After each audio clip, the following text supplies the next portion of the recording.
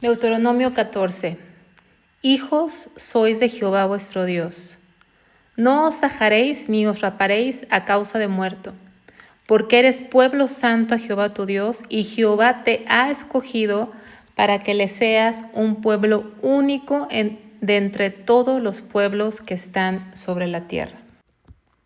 Bueno, este capítulo empieza con una palabra clave. Hijos sois de Jehová. ¿Sí? Hijos sois de Jehová. Habla de identidad. Identidad. Hijos sois de Jehová vuestro Dios. Tienes que vivir de acuerdo a tu identidad. Si eres hijo de Dios, no puedes vivir como las demás naciones. No puedes actuar como las demás naciones. Vamos a ver, por ejemplo, Juan 1:12.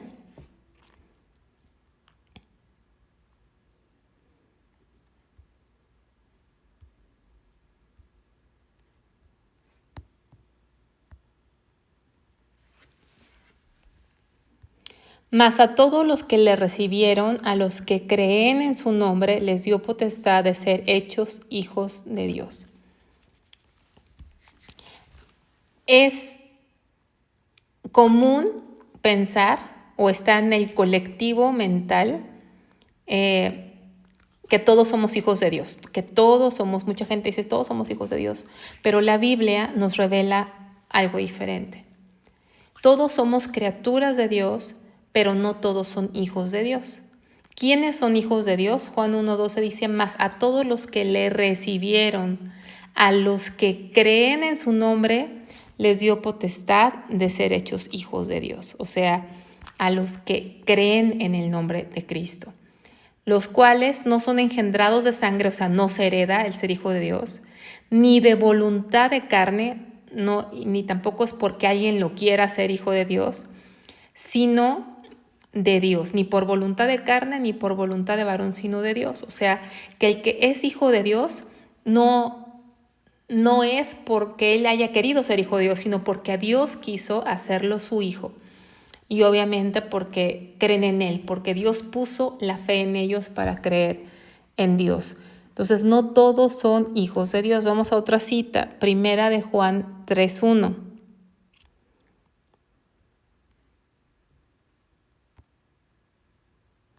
Mirad cuál amor nos ha dado el Padre para que seamos llamados hijos de Dios.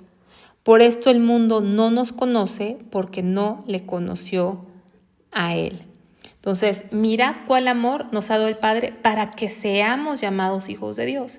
Y los que son hijos de Dios, generalmente el mundo no los conoce. O sea, el mundo no los aprueba, no se identifica con ellos porque son diferentes a ellos. Entonces, cuando venimos a Deuteronomio, empieza dándonos una palabra clave: hijos de Dios. Nos está diciendo quiénes somos los que hemos creído en Él, quiénes somos. Entonces este capítulo habla de nuestra identidad. Tenemos que entender cuál es nuestra identidad. Si somos hijos de Dios, demanda vivir como hijos de Dios. Si no somos hijos de Dios, entonces vivamos como las demás gentes, vivamos como el mundo dice, vivamos bajo los estándares y bajo la moral del mundo. Pero si somos hijos de Dios, entonces toda la historia cambia. Dice, si son hijos de Dios, no os sajaréis, ni os raparéis a causa de muertos. Sajaréis es cortarse, porque se usaba los ritos funerarios. Cuando alguien moría, se rapaban por los muertos, se cortaban como en señal de dolor, de un dolor tremendo, de un dolor incalculable que no puedes ni quieres detener ese dolor a causa del muerto. Se cortaban y se raspaban en símbolo de dolor extremo, de tristeza, de una desconsolación total. Pero eso no aplica para los hijos de Dios, porque son prácticas paganas. Para los hijos de Dios, el duelo no debe de significar, el que alguien muera, no debe significar una cosa desconsolada, una tristeza brutal que nos trastorna todos los sentidos. Obviamente cualquier muerte, cualquier separación, entre más cercana está de nosotros, esa persona es más dolorosa, esa ausencia. Pero cuando eres hijo de Dios, tienes fe en Dios y tienes esperanza. Tienes una esperanza que no avergüenza. Entonces no puedes sufrir una pérdida desconsoladamente como si no tuvieras a Dios. Eso es importante. Todas estas cosas de cortarse y todo también eran invocaciones a espíritus, eran parte de cultos idolátricos que se hacían en los funerales y que, repito, manifestaban mucho dolor y tristeza. Y para nosotros, los hijos de Dios, la muerte sí es dolorosa, duele la ausencia, pero la muerte para nosotros no es definitiva. No es definitiva. Tenemos una promesa de Dios de resurrección y de vida eterna si estamos en Cristo, ¿verdad? Si estamos en Cristo hay esperanza. Vamos a ver Primera de Tesalonicenses 4:13.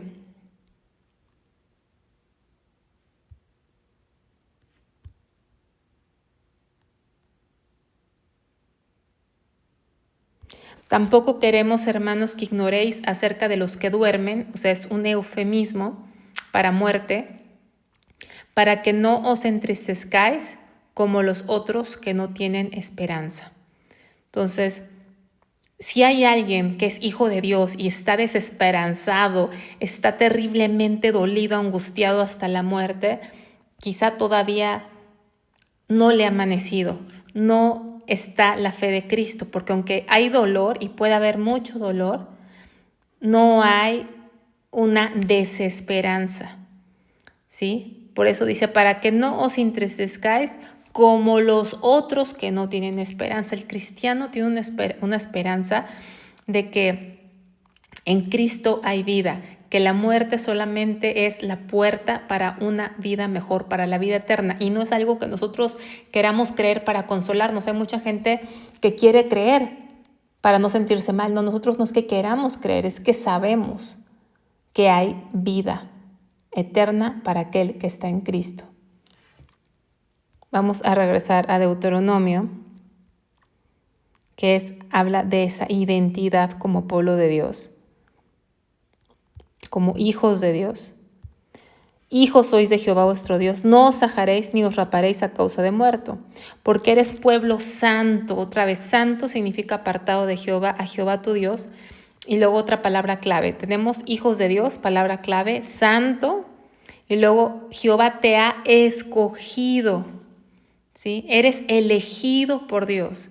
Y luego viene otra palabra clave, para que seas un pueblo único de entre todos los pueblos que están sobre la tierra, único. Dios no quiere que te parezcas a los demás.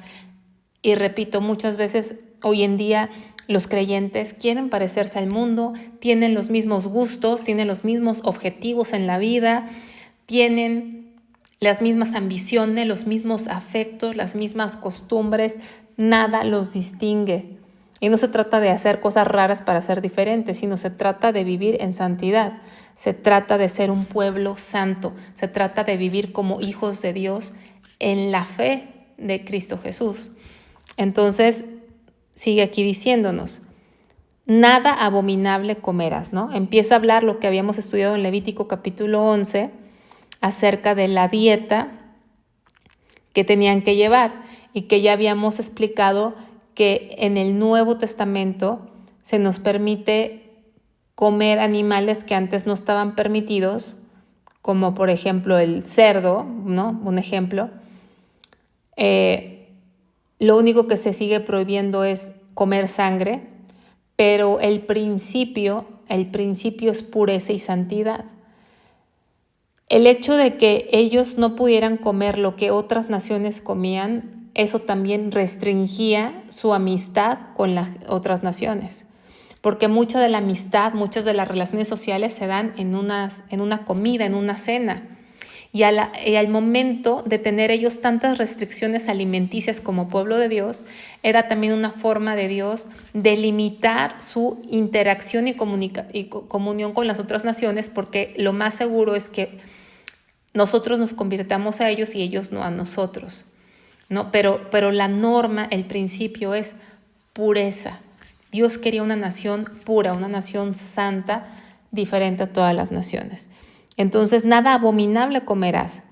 Esos son los animales que podréis comer: el buey, la oveja, la cabra, el ciervo, la gacela, el corzo, la cabra montés, el íbice, el antílope, el carnero montés, y todo animal de pezuñas que tiene hendidura de 2 uñas y que rumiare entre los animales, ese podréis comer. Pero estos no comeréis entre los que rumian o entre los que tienen pezuña hendida: camello, liebre, conejo, porque rumian, mas no tienen pezuña hendida, serán inmundos. Ni cerdo, porque tiene pezuña hendida, mas no rumia, os será inmundo. De la carne de estos no comeréis, ni tocaréis sus cuerpos muertos. Okay, entonces esto pueden regresar a Levítico 11 si quieren estudiar más a profundidad, eso ya lo habíamos visto. No comerás nada abominable. Lo abominable no necesariamente era porque el animal fuera feo o fuera malo en sí mismo, sino abominable porque no estaba permitido en la dieta de un pueblo santo. Y entonces aquí empiezan la lista de animales permitidos.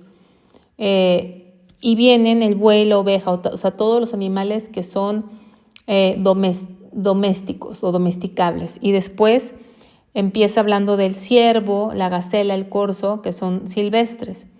Entonces Dios permite la variedad y la abundancia. Entonces, ¿cuál era el criterio? Podían comer animales que rumiaban. ¿Qué quiere decir que rumiaban? Que masticaban nuevamente el alimento, que tenían mejor digestión porque lo masticaban nuevamente. Y la otra, tenían que tener la pezuña hendida, o sea, ese tipo de pezuña que está partida en 2. Esto servía como esa señal distintiva que les ayudaba a ellos a diferenciar entre un animal que era limpio de uno que era inmundo. Y luego aquí empieza en el 7, los inmundos, ¿no? Dice, pero de esos no comeréis entre los que rumian o los que tienen pezuña hendida. Vienen esas como excepciones: el camello, liebre, conejo, porque rumian pero no tienen la pezuña hendida, serán inmundos. Ni cerdo, porque tiene pezuña hendida, mas no rumia, o será inmundo. De la carne de esos no comeréis, ni tocaréis sus cuerpos muertos.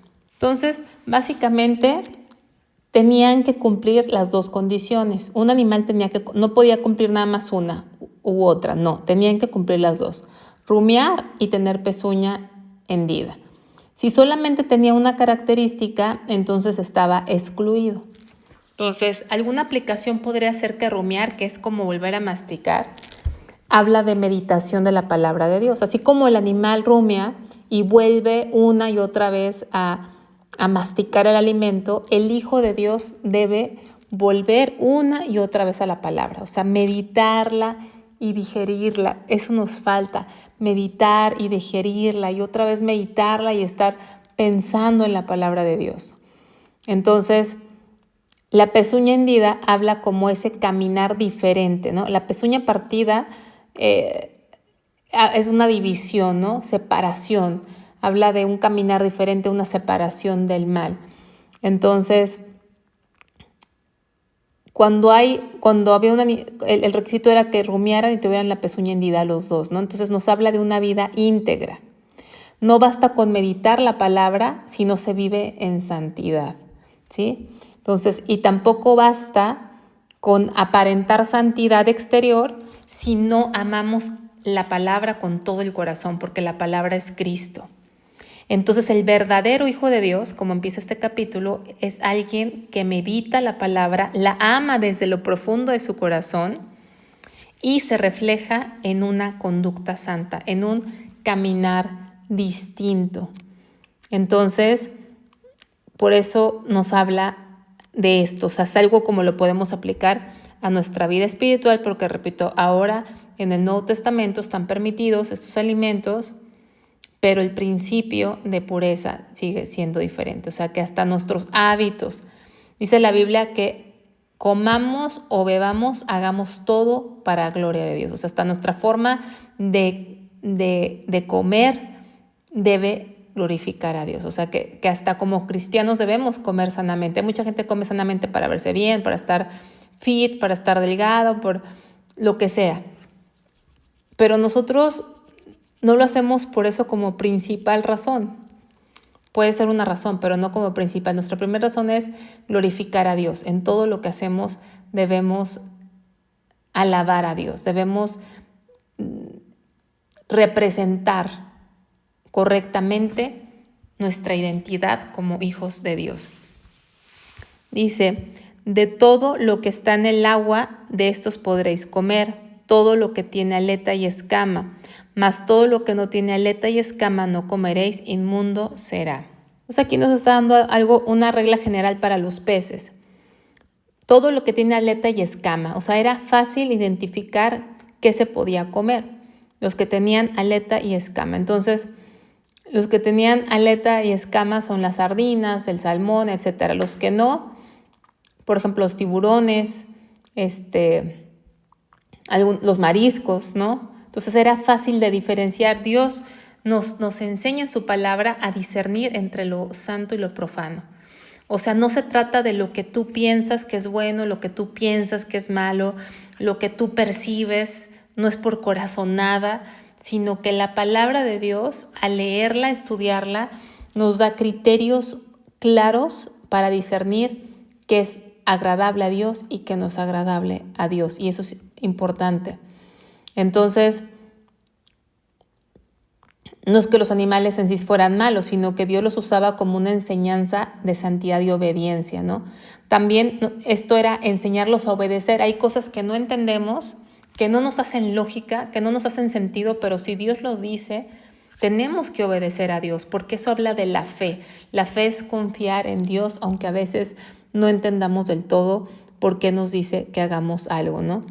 Y esto era un acto diario, comer todos los días, les recordaba, somos diferentes. Nosotros no comemos lo que los demás, somos diferentes, somos hijos de Dios. Era como un recordatorio constante, el tener tantas restricciones alimentarias era un recordatorio constante de quiénes eran y cuán importante es recordar quiénes decimos que somos. Espero que realmente seamos hijos de Dios, ¿no? Pero es importante recordarlo para vivir conforme a nuestra identidad. Luego dice, toda ave limpia podréis comer, y estas son de las que no podréis comer: el águila, el quebrantahuesos, el azor, el gallinazo, el milano según su especie, todo cuervo según su especie, el avestruz, la lechuza, la gaviota, el gavilán según sus especies, el búho, el ibis, el calamón, el pelícano, el buitre, el somormujo, la cigüeña, la garza según su especie, la abulilla y el murciélago. Todo insecto alado será inmundo, no se comerá. Toda ave limpia podréis comer. Entonces aquí ahora habla de las aves, ¿no? En general las aves que estaban permitidas eran las aves domésticas y de corral, las gallinas, las palomas, los patos. Pero todas las que son aves rapaces, carroñeras, como los cuervos, los buitres, los pelícanos, se prohíben. Estas aves se alimentan de carne muerta o eran aves que tienen ciertos hábitos asociados a la impureza. Para estudiar más ampliamente este capítulo, pueden regresar a Levítico 11, donde creo que vimos más a detalle esta ley de los animales limpios e inmundos, y pueden complementar la información. Pero aquí en Levítico, aquí se prohíben los animales con alas. En Levítico 11 da una excepción, por ejemplo, el saltamontes y las langostas. Pero aquí en este capítulo solamente da como la regla general. Dice, todo insecto alado será inmundo. Aquí el objetivo de Dios es que evitaran comer animales asociados a la suciedad o a la descomposición. Siendo Dios un Dios santo, quiere hijos santos. Y se vuelve a decir, al final, toda ave limpia podrás comer.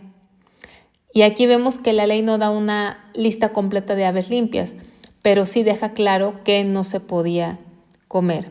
Entonces Dios prohibió estas aves carroñeras porque se alimentaban de cadáveres. Los cadáveres simbolizan lo inmundo. ¿Por qué? Porque es la muerte. Recordemos que el pecado trajo como consecuencia la muerte. La muerte es producto directo del pecado. El Hijo de Dios, esa es la aplicación espiritual, el Hijo de Dios, como empieza el capítulo, debe alimentarse de lo que trae vida, no de lo que trae muerte, de lo que trae vida. ¿Qué trae vida? La palabra de Dios, la fe, la justicia, la santidad, la comunión con hermanos. Debe alimentarse de cosas que edifican, no de lo que está corrompido, del chisme, de los rumores, de cosas que no edifican, de la mundanalidad, del pecado. Cuando hablamos de eso, alimentamos la muerte, nos contaminamos, ¿no? Entonces, y lo mismo de los otros alimentos. En lo más cotidiano, en lo más básico que es comer, en la actividad diaria más común, hasta ahí, hasta en esas cosas, el pueblo de Dios tenía que ser diferente. Y el comer, y cada vez que comían algo diferente a las demás naciones, se acordaban que ellos eran un pueblo único, un pueblo especial. Entonces, así como Israel debía evitar estas aves carroñeras, nosotros también debemos de evitar la influencia de lo corrupto, de todo aquello que es inmundo. Necesitamos restringirnos de todo lo que es inmundo. Ninguna cosa mortecina comeréis, al extranjero que está en tus poblaciones la darás, y él podrá comerla o venderla a un extranjero, porque tú eres pueblo santo a Jehová tu Dios. No cocerás el cabrito en la leche de su madre. Otra vez nos da la razón, porque tú eres pueblo santo. ¿Por qué, Dios, tantas restricciones? ¿Por qué no puedo hacer esto? ¿Por qué no puedo hacerlo? Porque eres un pueblo santo, o sea, eres un pueblo apartado. ¿Cuánto nos enseña esto? ¿Cuánta falta de esta enseñanza nos hace hoy en día recordar que los que creen en Dios, los hijos de Dios, son un pueblo santo, un pueblo apartado, que hasta los hábitos cotidianos deben ser distintos a las demás, al mundo que nos rodea? Este último versículo, no comerás de cosa mortecina. Mortecina habla de un animal que se murió por sí solo, por vejez o por enfermedad. No deberían de comer. ¿Por qué? Porque precisamente podría tener enfermedades, estar contaminado. Era una protección sanitaria, de salud. O a lo mejor todavía tenía la sangre y la sangre no se podía comer. Entonces, al extranjero se lo podrías dar, pero tú como hijo de Dios no puedes. Los demás lo pueden hacer, pero tú, hijo de Dios, no puedes. Entonces, esa es una importancia. Es que los demás lo hacen, los demás. Tú eres hijo de Dios. Entonces, así como es un privilegio ser hijo de Dios, también tiene una responsabilidad, esa identidad en Cristo. Luego, no cocerás el cabrito en la leche de su madre. Entonces, eso ya lo hemos visto en Éxodo. Y lo que se sabe de esto es que esto de cocer el cabrito en la leche era una práctica pagana, cananea. Entonces, Dios la prohibió porque eso se practicaba en esas naciones. No se podía, Dios no quería que copiaran ritos paganos.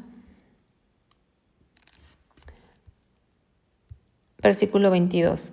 Indefectiblemente diezmarás todo el producto del grano que rindiere tu campo cada año.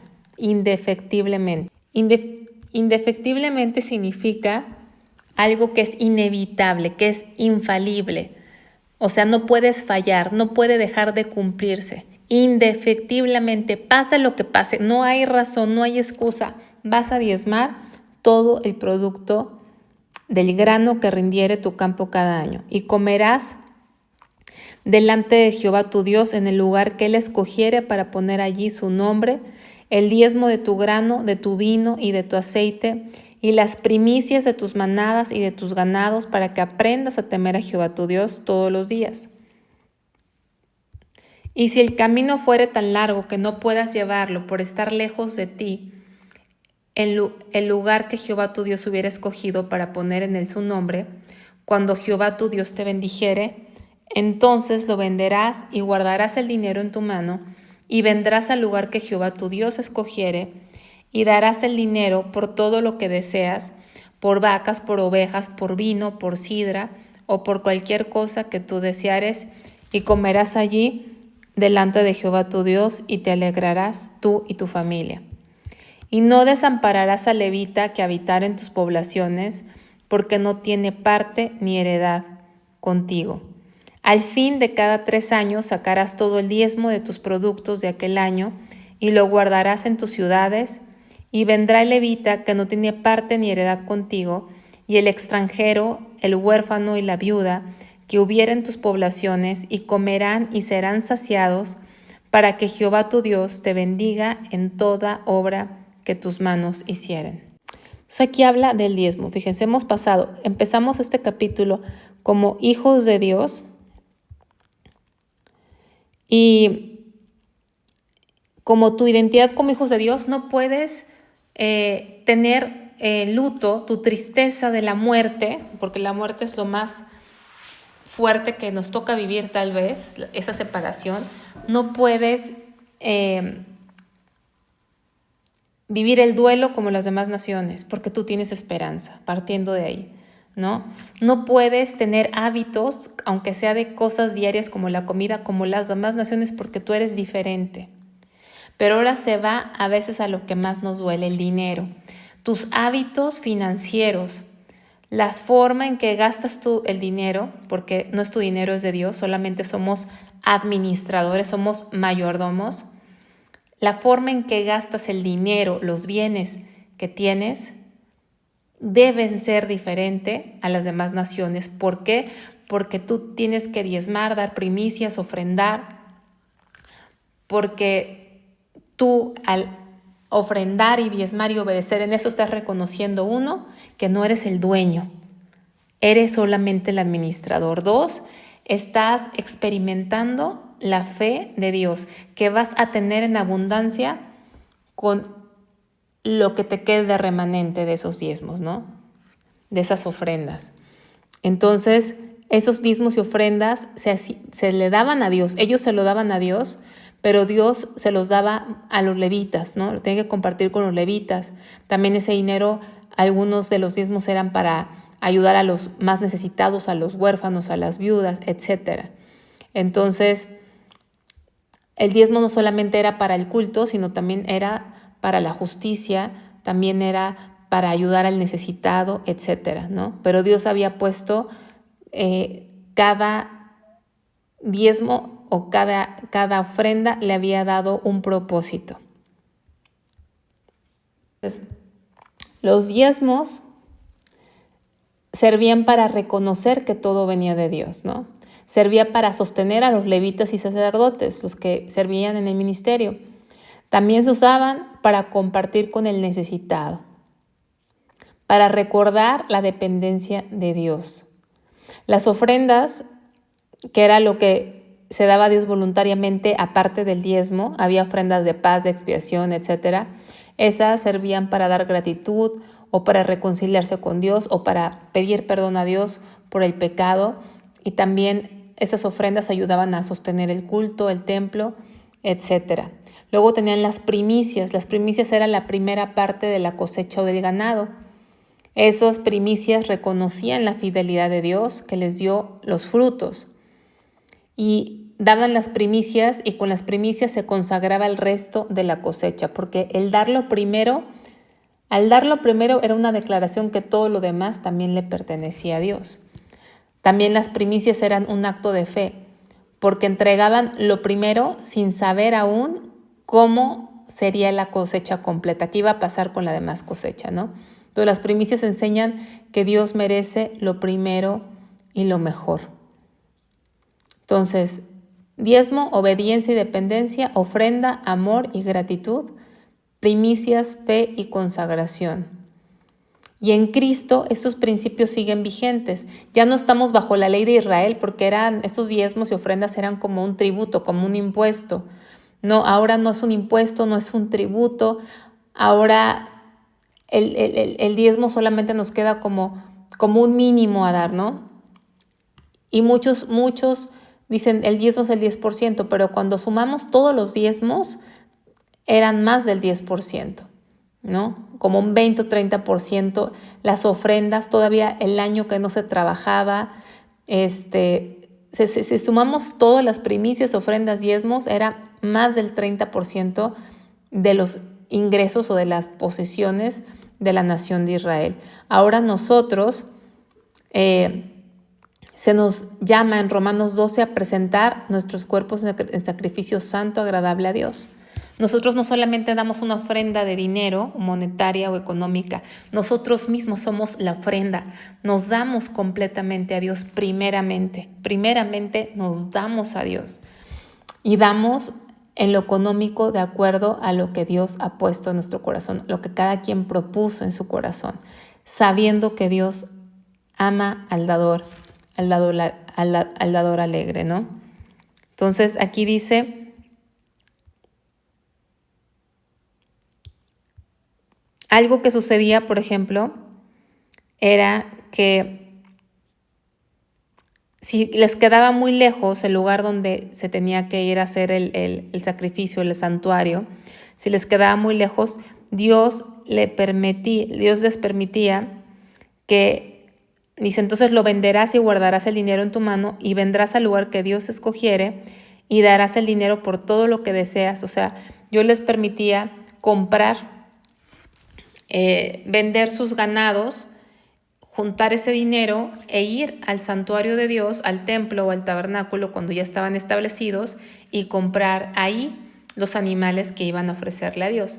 ¿Qué pasa cuando Jesús vino, entró al templo y precisamente se vendían animales para el sacrificio, pero se había hecho una mafia, ¿sí? Los vendían a precios más altos de mercado, las monedas por los tipos cambiarios, o sea, era un abuso lo que hacían los que manejaban la venta de los animales para ganancia personal. Por eso Jesús se molestó, se enojó y dijo que habían hecho de su casa, que era casa de oración, la habían hecho cueva de ladrones, ¿no? Porque aquí Dios lo permitió por practicidad, si les quedaba muy lejos, pero los que eran comerciantes se volvieron comerciantes, no siervos, comerciantes. Entonces se aprovechaban de los que venían lejos y vendían las cosas a un precio fuera de mercado, por decir, ¿no?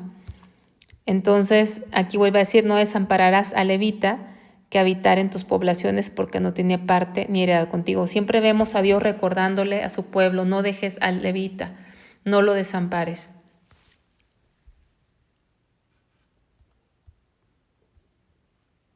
Y aquí un versículo muy importante, clave para entender el diezmo, es precisamente la segunda parte del versículo 23. Dice, para que aprendas, aquí al final, para que aprendas a temer a Jehová, tu Dios, todos los días. ¿Cuál es el propósito entonces del diezmo? ¿Cuál es el propósito del diezmo, de las primicias? Para que aprendas a temer a Jehová, tu Dios, todos los días. Dios no necesita nuestro dinero, no necesita nuestro ganado, no necesita nada de eso, pero nos lo puso para aprender a temer a Él, para obedecerle, para que nos recuerde que Dios es el dueño de todas las cosas y que nosotros solamente somos administradores y todo administrador da cuenta. Todo administrador da cuenta. Entonces, el propósito del diezmo es para que temamos a Dios, para recordemos que solamente somos administradores y es un acto de adoración a Dios. Ahora, quiero mostrarles rápidamente algunos de los diezmos más relevantes, diezmos, ofrendas. Fíjense, había ofrendas voluntarias. Ahora, no sé si ustedes se han puesto a pensar cuánto cuestan los animales, o sea, los que tienen ganado orgánico que le llaman, tienen muchos nombres, yo desconozco, ¿no? Que Angus, que tienen ciertos niveles de pureza que los hacen más caros. Son caros los animales. Imagínense cuántos animales no sacrificaban, el valor de ese animal.